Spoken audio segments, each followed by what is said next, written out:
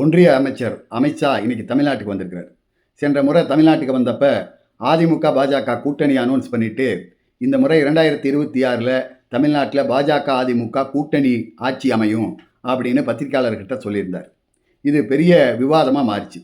இதுக்கு விளக்கம் கொடுத்த எடப்பாடி பழனிசாமி அவர்கள் அமித்ஷா கூட்டணி ஆட்சின்னு சொல்ல பாஜக அதிமுக கூட்டணி ஆட்சியை பிடிக்கும்னு தான் சொன்னார், நீங்கள் கூட்டணி ஆட்சின்னு தப்பாக புரிஞ்சிட்டீங்க அப்படின்னு விளக்கம் கொடுத்துருந்தார். அதுக்கப்புறம் அமித்ஷா இப்போ தமிழ்நாடு வந்திருக்கிறாரு.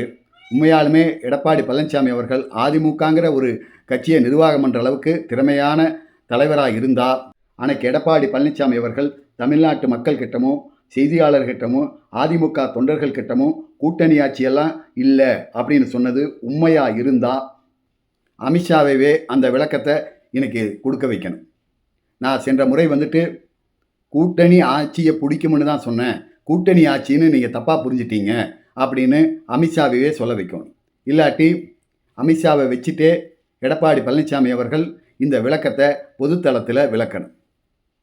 இப்படி எதுவுமே இது சம்மந்தமாக நடக்கலைன்னா நாமளே புரிஞ்சுக்கலாம் எடப்பாடி பழனிசாமி அவர்கள் கூட்டணி ஆட்சிக்கு ஒப்புதல் தெரிவிச்சிருக்கிறாரு அப்படின்னு.